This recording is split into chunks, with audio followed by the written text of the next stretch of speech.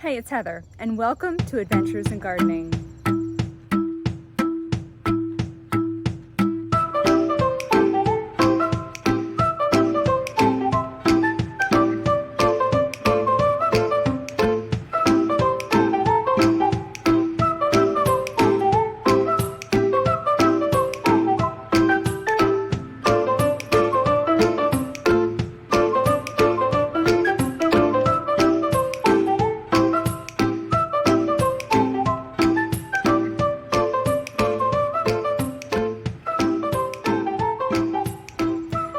So I want to do a quick September tour.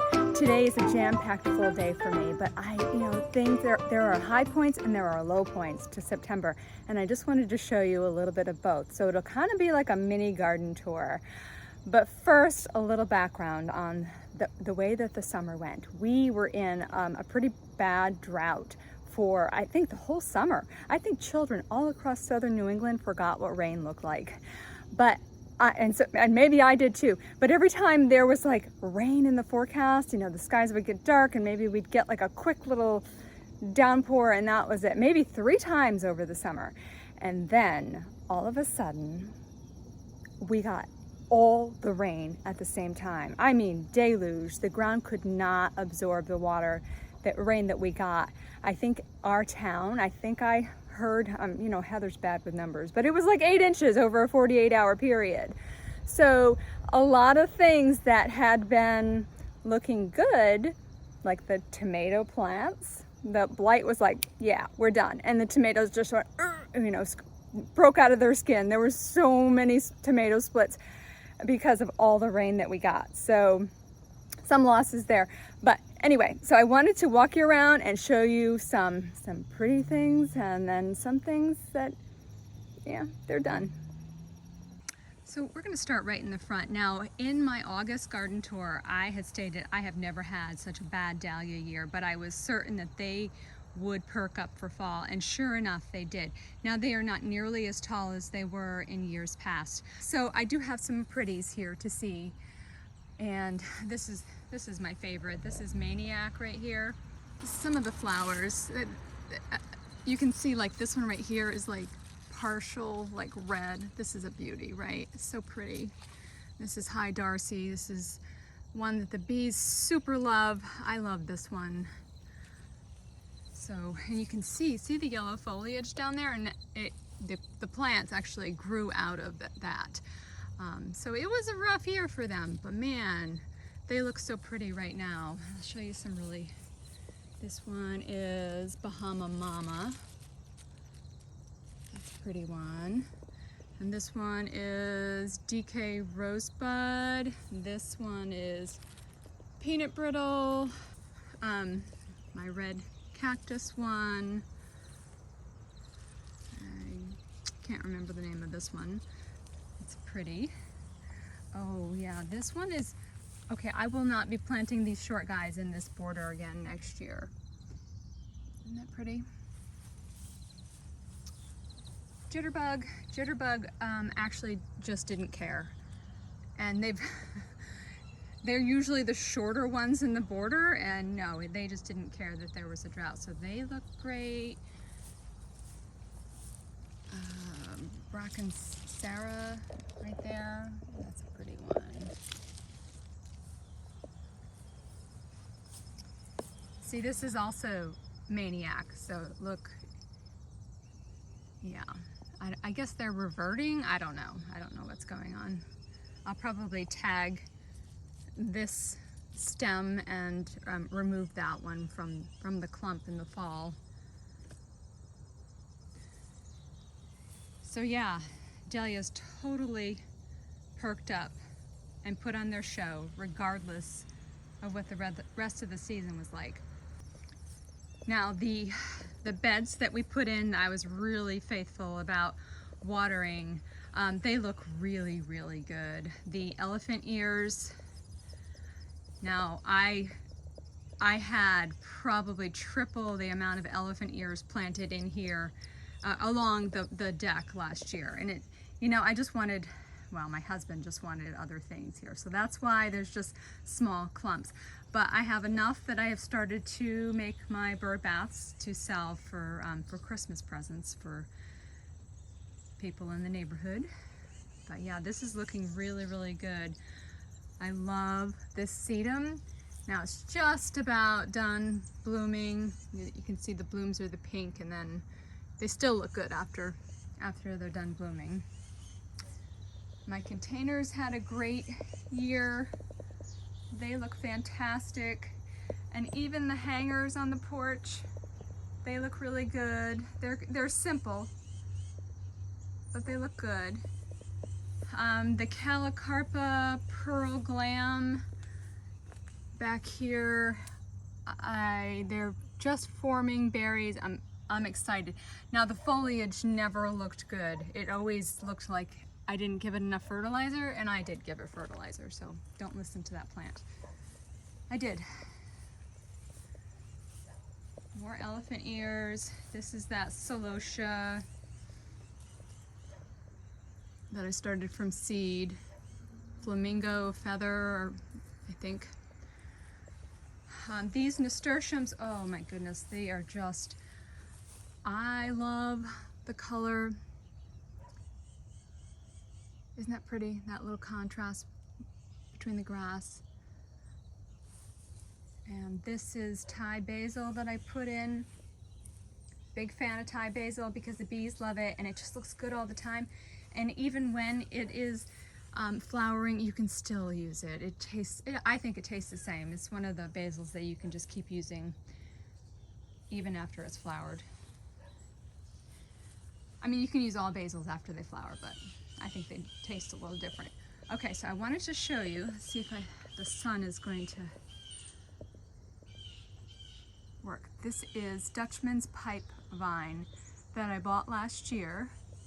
At the end of the season, in our area, there's, or the next town over, there's a lot of Victorian homes, and you'll find this one planted on the old porches, at least a few years back. But I remember seeing it and asking what it was, and that's what it was.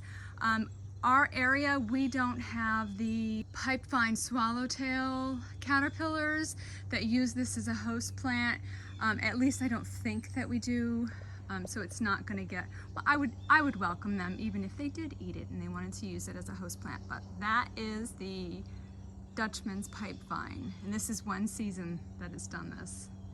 So super excited that it's going to go up the pergola and cover the pergola next year. And it has weird little flowers too.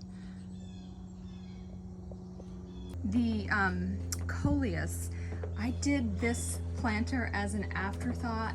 And you know what? Next year I'm going to just do coleus in the pots on the deck because I love the brightness. I love all the colors here. So that turned out really, really well. So this is the garden that the garlic came out of, and then I put that second crop of tomatoes in. They have just started to ripen up. There's a lot of green tomatoes, like a lot of green tomatoes, and you can see how terrible the plants look right now. Yeah, they just look terrible. So the rain, it kind of made them slide down their poles, and I'm not even going to bother lifting them up at this point, so I'll just hunt for the ripe ones. This is jade green bean down here, and it has been wonderful. Nice, good size green beans. You can see some big ones back there. So just these few plants have, you know, fed us, you know, a couple times a week. So when the rain came, even the lamb's ear has perked up, and it looks so pretty. I love it, and I leave all of the heads on the coneflowers for the yellow finches. This snapdragon is apple blossom. I really liked it early in the season, like super, super early. I started these, I think, in January. I probably should have cut them back like severely because now they're kind of just like wimpy little blooms, but it's a pretty color. I don't know if I'm going to be growing this one next year or not yet, but it's been fun. This is split second, and I showed this in my last video. It's an interesting morning glory. Pretty. Doesn't last too long into the day, like not at all, but it's pretty. And also there's moonvine on here that this moonvine has not started to bloom yet. The Montauk daisies are just budding, okay? I seem to recall them blooming a lot earlier last year, so that is something to look forward to right there. I'm not going to take you back into the hostas today because hostas, you know, they just don't look great this time of year. But I do want to show you my sweet autumn clematis right here on my archway. Let's see if I can not have the sun. Now, people have said that this is an invasive clematis. It's an aggressive clematis. I'm going to give you my opinion. It's aggressive. So you do have to trim it. Like I have to trim the underneath part right there so that I can still walk under there. But this one's been here for years, just years. And yeah, but you got to have a nice sturdy arch to put it on. But what a pretty, pretty plant, especially this time of year. Look at me, I fixed the rock pathway. Yeah, it still dips down a little bit, but I had to have a transition from when they did the patio here. They lifted up all of these rocks to match the patio, which made my garden go downhill, see right there? So I still had to have a hill, but no, I lifted up those stones slightly. I still might do a little bit more right there, lift those up just a little bit. But for now, I think this is good. It feels more natural. It doesn't feel like you're stepping down into a pit. Oh, before we go that way, so I'm slowly just pulling stuff out of this garden so that, you know, over the years I've let this bug just self-sow and do whatever. And I'm pulling them out. That's really what I'm pulling out. But I moved the, I had tansy on this corner and it was super, super tall.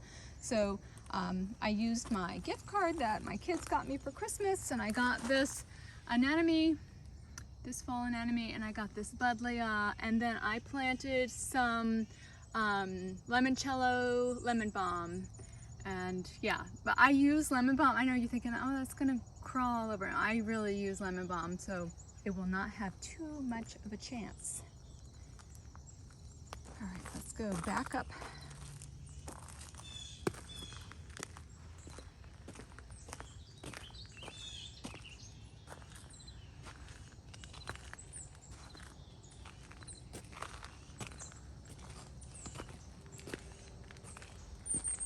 This is always such a pretty view here. Got the garlic chives here, but we're really over here to see the zucchini rampicante disaster. Ha!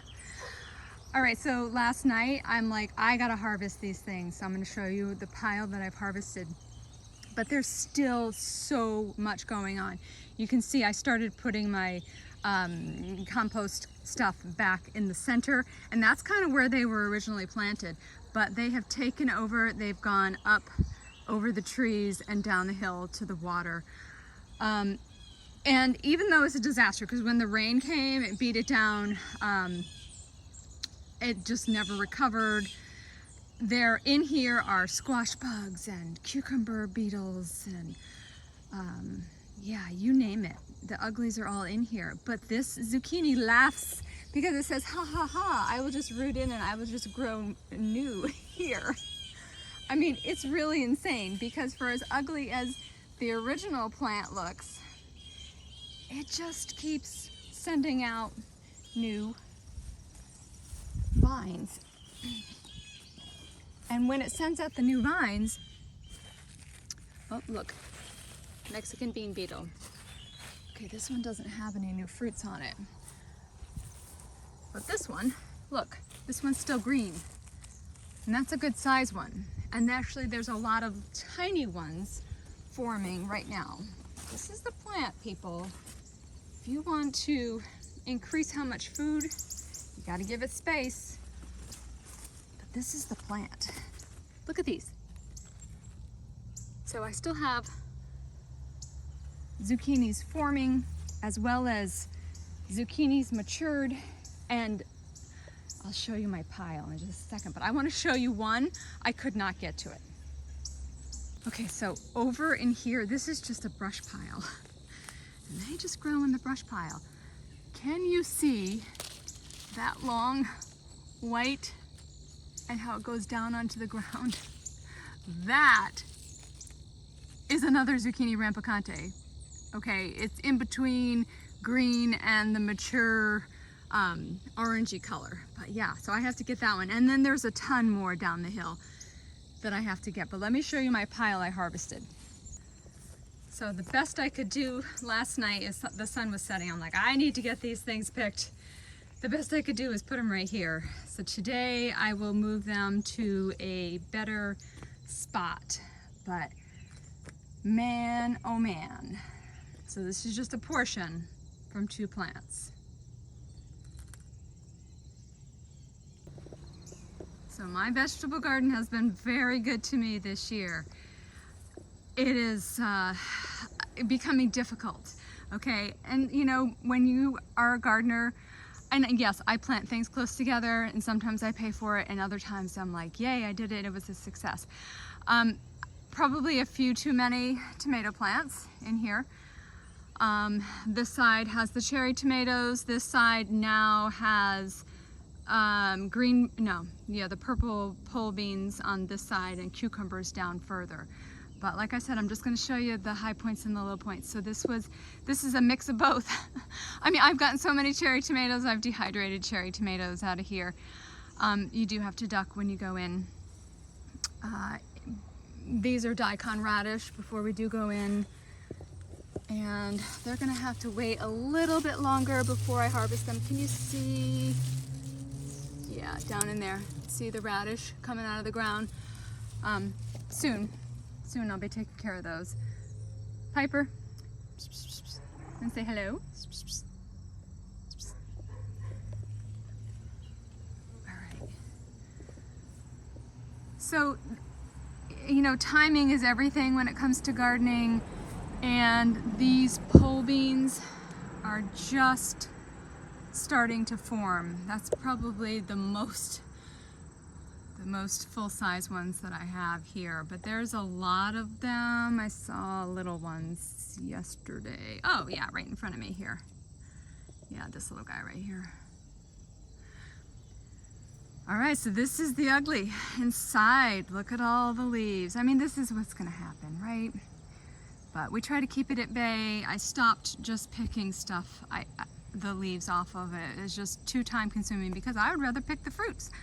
So yeah, so this is both good and bad because I don't like to see messy in the garden. I just replaced the broccoli that was there with, what did I plant? Oh, I know, broccoli rabe. I put broccoli rabe in there. So we'll see if it has time to mature. You know, I just take chances. Now this side over here has some basil that, can we see, maybe? Some basil that is looking really good on the outside, and then on the inside are potatoes.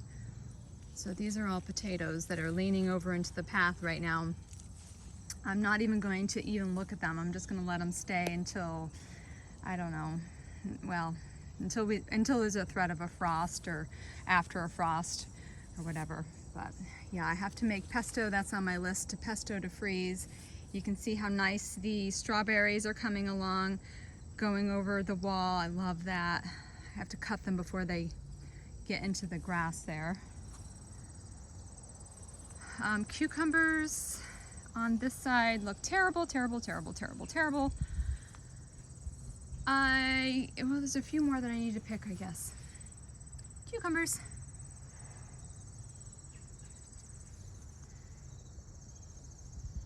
And over here, Oh, terrible, terrible looking. But I still have tomatoes on the purple rain. Oh yeah, they look terrible. The peppers, however, are coming along. This is poblano. Got a lot of jalapeno peppers. A lot of nice peppers on the side.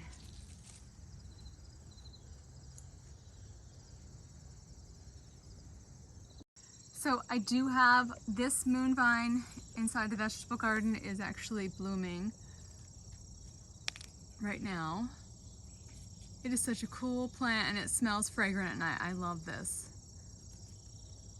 So I'm not exactly sure how I managed this, but all of the zinnias that are planted in here are all pink, which I love. So I'll be, hopefully I'll get all pink ones next year. But I haven't really cut too many of these, but man, it has just been, the butterflies go crazy over this plant. They've kind of leaned into the arch right here. I'm sorry about the sun. This is the only time of day I could get this done. I mean, this one's pink, but it's, you know, slightly different pink. I was hoping to show you, this is, I'll pop it on the screen. This is an echinacea that I started from seed last year. This is actually what it looks like as it fades. Green twister, yeah, good job, Heather, good job. Green twister, this is green twister echinacea. And I believe I have a picture or video of what it looked like when they first opened, because it is stunning. It's so beautiful. So I have quite a few of them in here, and next year I won't be planting the zinnias in here, so it'll just be the green twister echinacea.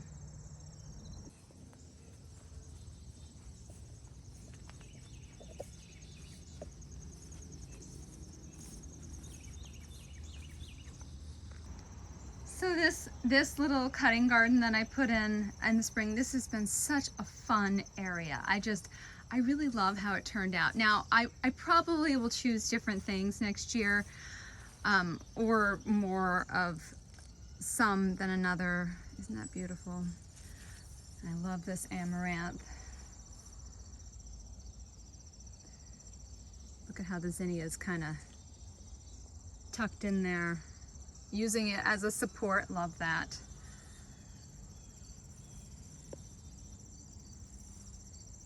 Got some tall zinnias in here too. And my favorite marigold in the back. Look at how tall it is. You're so tall. I planted this millet just to see what it was going to do. I really planted it so I could feed the chickens or the birds with it, but it's pretty. Looks really nice with that amaranth right there. My fig tree, looking pretty good. Love lies bleeding, drooping. I noticed that I didn't collect any of these Nigella seed heads, but look what's happened. They self-sowed themselves. They don't know what time of year it is. They're like, oh, all that rain, it must be spring. Let's do our thing. No, stop. Wait till next year. And then more of that nasturtium. Very, very pretty. I had red ones too. I don't know what happened to them. These are petunias I started from seed, along with a lot more of that celosia. Not so sure how much of this I'm going to do next year. My husband thought it was a weed. It's not a weed, it's a plant.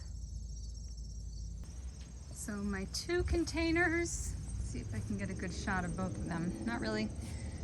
I'll do them a little different next year. I think what I'll do once the stalk is done blooming is I will literally just rip the stalk out. But I kind of left it there to see what it was going to do, to collect seeds. And I mean, this one just kind of set out some more flowers, which is nice, but it kind of stalled the whole planter, and we don't want that. The Persian zinnias, I love. I'll save the seeds again. They can't go in this container though, because they're over onto the grass everywhere. but this vine on the back was like I planted it as I was doing a second crop, so it was later. I want to say it was in July. These are from my friend Julie, and this is the cardinal climber. Very, very pretty. I love the foliage. Love, love, love. Grows super quick, obviously, right? Because I did it as a second crop. Let's look at a flower on this side. Very nice. I might do these right off the bat instead of doing the sweet peas here next year. In the greenhouse, I have more tomato plants that are actually behind the ones that I showed you in the garlic garden. They're starting to feel it. They're like, can we stop? Can we stop? I'm like, no, you gotta finish. So we'll see how long into the season I will have these plants going.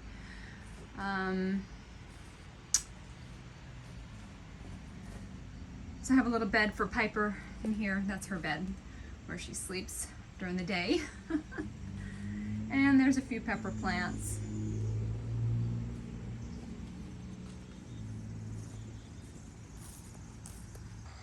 So I picked up this really pretty little coreopsis, and I pulled out a bunch of, I don't know, I don't even remember what was here now.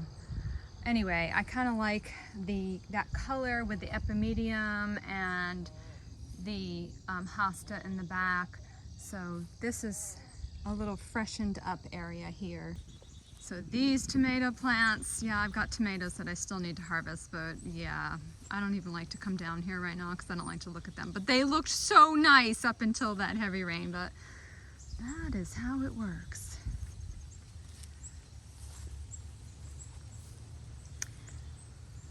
So this is a perennial sweet pea on my little thing that I made, and it has bloomed constantly all season. It's very, very pretty. I'm trying to train it though. It does not want to be trained. It's like, nope.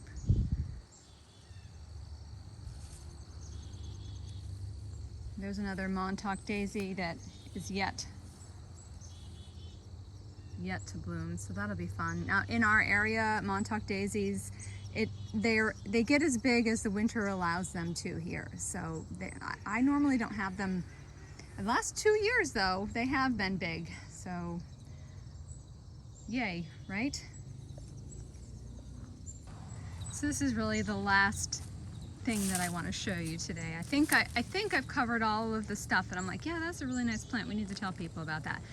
These caladiums in this little tiny hosta garden that are over right by the water. This is my little hosta area, along with all of my rocks that I'm gonna do a walkway someday. There they stay. But man, you know, these caladiums, I was like shaking my fist at them because they took so long to get going. But what a fun little bright spot they are over here. So I'm thinking I'm gonna just overwinter them in those pots after, I don't know. I guess I have to do a little research. Listen to those ducks. Yeah. They think I'm their family. Yeah.